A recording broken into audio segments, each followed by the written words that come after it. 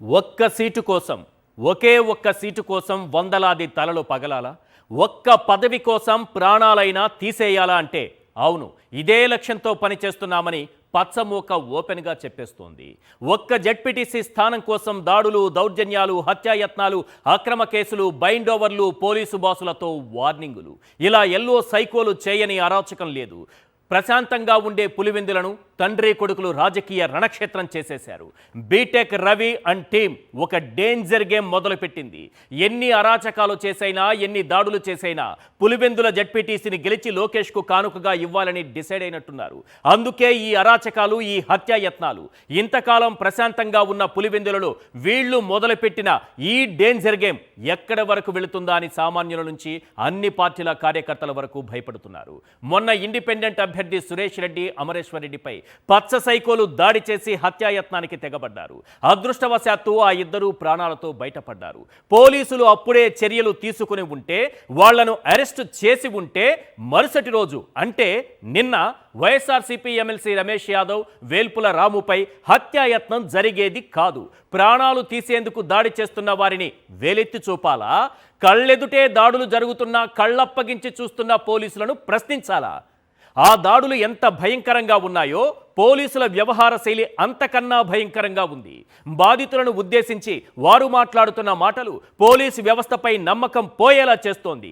ఒక్క జెడ్పీటీసీ కోసం అటు చంద్రబాబు అండ్ గ్యాంగ్, ఇటు పోలీసులు ఆడుతున్న డేంజర్ గేమ్లు ఎప్పుడు ఎవరికి ఏమవుతుందనన్న భయం పులివెందుల సందు సందులో, గ్రామ గ్రామాన కనిపిస్తోంది. ఒక్కసారి ఆ దృశ్యాలను చూడండి. మొన్న ఇండిపెండెంట్ అభ్యర్థి సురేష్ రెడ్డి, అలాగే అమరేశ్వర్ రెడ్డి, వీరిద్దరిపైన జరిగినటువంటి దాడికి సంబంధించినటువంటి దృశ్యాలు ఇప్పుడు స్క్రీన్ పైన చూస్తున్నాం. ఎప్పుడు 5వ తారీఖున జరిగింది.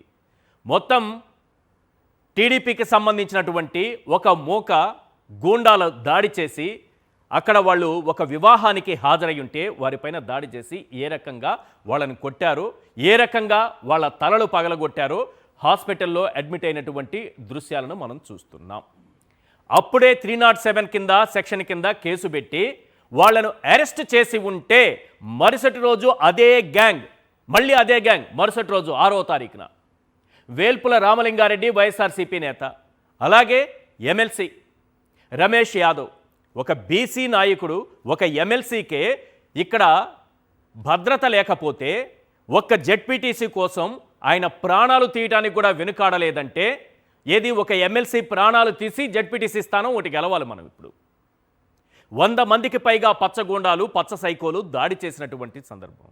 అక్కడ గ్రామస్తులందరూ కూడా వాళ్ళని రక్షించారు కాబట్టి సరిపోయింది. ఆ గ్రామంలో ఒక పల్లెటూరులో ఈ ఘటన జరిగింది కాబట్టి సరిపోయింది. అదే ఒకవేళ వాళ్ళు నిర్మానుష్య ప్రాంతంలో దొరికి ఉంటే ఖచ్చితంగా ఈరోజు ప్రాణాలు పోగొట్టుకునే వాళ్ళు, శవాలు మాత్రమే మన కంటికి కనిపించి ఉండేవి.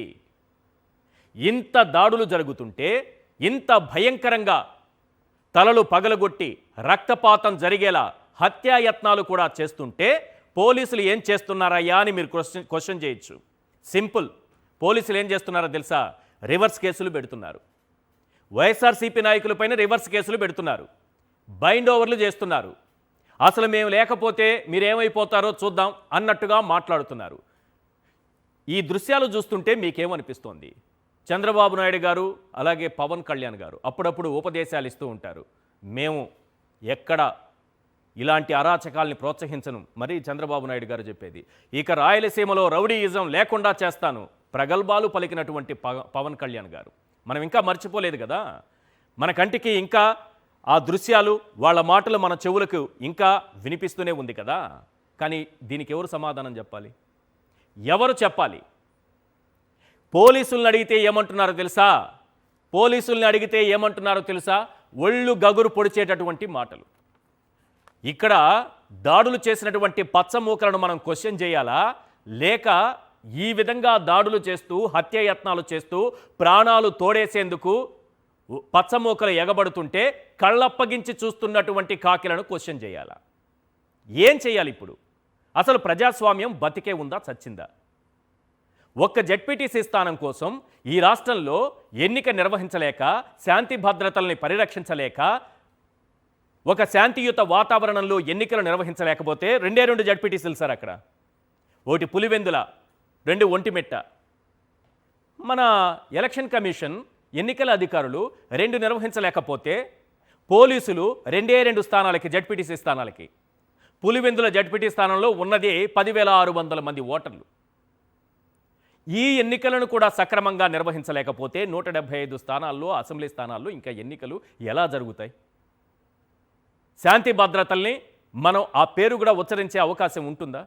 అడ్రస్ ఉంటుందా శాంతి భద్రతలు అనే పరిస్థితి? పోనీ ప్రజాస్వామ్యానికి అడ్రస్ ఉంటుందా? పోనీ రాజ్యాంగానికి అడ్రస్ ఉంటుందా? ఇంత దారుణంగా జరుగుతుంటే డిఐజీ కోయ ప్రవీణ్ గారు ఏమంటున్నారు తెలుసా? మీ కంటికి కనిపిస్తున్నాయి కదా దృశ్యాలు, ఇంత పెద్ద స్క్రీన్ పైన చూపించాను కదా.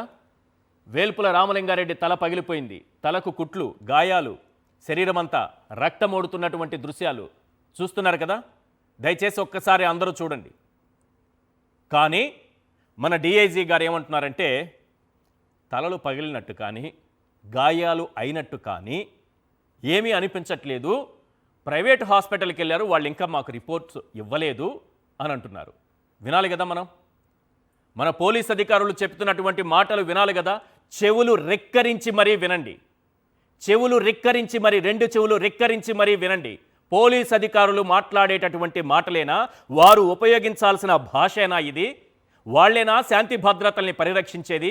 వాళ్లేనా మనకు రక్షణగా నిలబడేది అన్న అనుమానం మీకు రాకపోతే అప్పుడు అడగండి. ఒకసారి కోయ ప్రవీణ్ గారు డిఐజీ కర్నూలు రేంజ్ ఏం మాట్లాడారో ఒకసారి ఆ బయట ప్లే చేయండి సార్. అన్నాక ప్రతిపక్ష పార్టీ అధికార పార్టీ కొమ్ము కాస్తుందంటారు. వీళ్ళుంటే వీళ్ళు ఇప్పుడు చేస్తున్నారు, నిన్నటిదాకా వాళ్ళు చేశారు. ఇది అంతకుముందు 19లో మళ్ళీ వీళ్ళే చేశారు, వాళ్ళు ఉన్నప్పుడు 24లో వీళ్ళు చేశారు. ఇది ఎప్పుడూ జరిగే తంత ఇది. వాళ్ళు ఆరోపిస్తున్నారు సార్, నిన్న జరిగిన గొడవలు ఎటువంటి చర్యలు తీసుకోలేదు, ఎందుకు తీసుకోలేదని ఆరోపిస్తున్నారు సార్. ఏమండి ఇప్పుడు అదుపులో తీసుకోవటం అంటే అండి, ఇప్పుడు 307 కేసు పెట్టాడు, ఆ విధమైన దెబ్బల్లో ఇప్పుడు వచ్చి వూండ్ సర్టిఫికేట్ ఆ ప్రైవేట్ హాస్పిటల్ యాజమాన్యం ఇంకా మనకి ఇవ్వలేదు. వూండ్ సర్టిఫికేట్ ఇవ్వకుండా వాళ్ళని ఎలా అరెస్ట్ చేస్తాం? జడ్జి గారు తీసుకెళ్తే మా మొహాన్ని ఇసురు కొడతారు పేపర్. ఇది అంటే ఆ రకమైనటువంటి గాయాలు లేవట. 307 పెట్టేటటువంటి గాయాలు ఇప్పుడు మనకు కనిపించాయి కదా, ఆ గాయాలు మన పోలీస్ అధికారులకు మాత్రం కనిపించట్లేదు. ఇప్పటి వరకు ప్రైవేట్ హాస్పిటల్లో వాళ్ళు సర్టిఫికేట్ ఇవ్వలేదు. 307 పెట్టి వాళ్ళని అరెస్ట్ చేయాలంటే గాయాలు కంటికి కనిపించాలంట. మరి అందరి కంటికి, రాష్ట్రం కంటికి కనిపించింది. రక్తమోడుతున్నటువంటి శరీరాలు కనిపించాయి, శరీరం అంతా గాయాలు, తలలు పగిలిపోయినటువంటి దృశ్యాలు కనిపించాయి. పగిలిన తలలు మీ కంటికి కనిపించలేదా సార్? ఈ గాయాలు మీ కంటికి కనిపించలేదా? ఈ రక్తస్రావం మీ కంటికి కనిపించలేదా? 307 కేసు పెట్టేంత గాయాలు మీ కంటికి కనిపించలేదంటే రాష్ట్రమంతా కనిపించి మీ కంటికి మాత్రం ఎందుకు కనిపించలేదో మీరే చెప్పాలి సార్. ఇక సార్ ఏమంటున్నారంటే మేమే లేకపోతే తలలే ఎగిరిపోయేవట. ఎవరు? పోలీసులు లేకపోతే ఇప్పుడు గాయపడి హాస్పిటల్లో 4గురిని చూపించాం కదా, ఆ 4గురు తలలే ఎగిరిపోయేవట, తలలు లేపేసేవాళ్ళట. అంటే పోలీసులు ఉన్నది ఎందుకు? ఓన్లీ తలలు ఎగరకుండా కాపాడడం కోసమే. మీ తలలు ఎగిరిపోకుండా దాడి ఎన్ని దాడులైనా చేసుకోవచ్చు. ఒకసారి ప్రవీణ్ గారు ఏం మాట్లాడారో మన పోలీసు బాస్ గారు ఒకసారి ఆ బయట ప్లే చేయండి ప్లీజ్. ఒక చోటా మోటా నాయకుడు అంటే మనం ఏదో కానిస్టేబుల్ పెడతాం, కానీ ఒక ఎమ్మెల్యే కానీ, మాజీ ఎమ్మెల్యే కానీ, సిట్టింగ్ ఎమ్మెల్సీ కానీ ఎవరైనా కూడా మినిమం ఎస్ఐ స్థాయి అధికారితో మనం బందోబస్తు ఇస్తున్నాం. ఏ పార్టీ అయినా 2 పార్టీలకు ఇస్తున్నాం. అంత త్వరగా ఆగింది, లేదంటే తలకాయలు ఎగిరిపోయాయి కదా. మన వాళ్ళు ఉండబట్టి వచ్చి అక్కడికి వచ్చి విడదీసి ఎవరిని తీసి హాస్పిటల్ తరలించడం చేయబట్టే కదా ఎటువంటి ఆస్తి నష్టం, ప్రాణ నష్టం, ఆస్తి నష్టం లిమిటెడ్గా జరిగింది, ప్రాణ నష్టం జరగకుండా బయటపడ్డారు. హ్యాట్స్ ఆఫ్ చేయొచ్చు సార్, నిజంగా చాలా గొప్పగా చెప్పారు. మీరే లేకపోయింటే ఆ 4గురు తలలు ఎగిరిపోయిండేవి. చాలా గొప్పగా కాపాడారు. కేవలం మీరు చెప్తున్నది ఏంటంటే తలకాయలు ఎగిరిపోతే ఇక పోలీసులు ఉన్నది ఎందుకు? తలలు ఎగిరిపోకుండా ఎన్ని దాడులైనా చేసుకోవచ్చా? ముందు రోజే కేసులు పెట్టి ఉంటే మరుసటి రోజు అదే గ్యాంగు మళ్ళీ మరో 2 పైన, ఎమ్మెల్సీ పైన పైగా దాడి చేసి హత్యాయత్నం చేసేవాళ్ళ? మీ కంటికేమో గాయాలు కనపడలేదంటారు. గాయపడ్డ వాళ్ళు ఈరోజు ప్రాణాలతో ఉన్నారు, వాళ్ళ తలలు ఎగిరిపోలేదంటే మేమే కారణమని కాలర్ ఎగరేసుకొని పోలీసులు తిరిగేంత పరిస్థితి ఈ రాష్ట్రంలో కనిపిస్తోంది. కేవలం దాడులతో, గాయాలతో వాళ్ళు బతికి బట్టగట్టారు. వాళ్ళకి ఇంకా ఈ భూమి మీద నూకలు ఉన్నాయి అని సార్ చెప్పాలనుకుంటున్నారు. రైట్, నెక్స్ట్ సార్ ఏమంటారంటే కొంచెం రాజకీయం కూడా జోడించి మాట్లాడారు. తిట్టాలి కదా మనం ప్రతిపక్ష నాయకులు, వైఎస్ఆర్సీపీకి సంబంధించినటువంటి నేతలు, వాళ్ళు బాధితులు కదా, బాధితుల పక్షాన మనం నిలబడాలి కదా. అందుకనే ఆ బాధితుల పక్షాన ఎంత చక్కగా మాట్లాడారంటే, ఈ రాష్ట్రంలో ఎవరైనా సరే పచ్చమూకకో, పచ్చ గ్యాంగుకో, ఎల్లో గ్యాంగ్కో, సైకోలకో బాధితులుగా మారిపోతే ఆ బాధితుల పక్షాన ఉండాల్సినటువంటి పోలీసులు ఎంత చక్కగా తమ పాత్ర నిర్వర్తిస్తున్నారనడానికి మళ్ళీ ఒకసారి మన ప్రవీణ్ గారి మాటలు ఒక్కసారి వినండి ప్లీజ్. మోటా నాయకుడు అంటే మనం ఏదో కానిస్టేబుల్ పెడతాం కానీ ఒక ఎమ్మెల్యే కానీ, మాజీ ఎమ్మెల్యే కానీ, సిట్టింగ్ ఎమ్మెల్సీ కానీ ఎవరైనా అతనికి పోలీసు వారు నిర్ణయించిన గ్రామాల్లో కాకుండా పక్క గ్రామంలోకి ఎమ్మెల్సీ గారితో పాటు రావడం జరిగింది. ప్రచారం చేయకుండా పక్క గ్రామంలోకి వెళ్ళి పత్యాపారాలు చేస్తే ఇలాంటివి జరుగుతాయి, అలాంటివి చేయొద్దు. రామలింగారెడ్డి అనే అతను పోలీసు వారు నిర్ణయించిన గ్రామాల్లో కాకుండా పక్క గ్రామంలోకి ఎమ్మెల్సీ గారితో పాటు రావడం జరిగింది. ప్రచారం చేయకుండా పక్క గ్రామంలోకి వెళ్ళి పత్యాపారాలు చేస్తే ఇలాంటివి జరుగుతాయి, అలాంటివి చేయొద్దు.